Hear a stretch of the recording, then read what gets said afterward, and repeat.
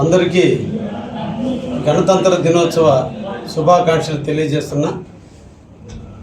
భారతదేశంలో వందల కులాలు మతాలు అన్నిటినీ కలగలిపిన గణతంత్ర దేశం భారతదేశం.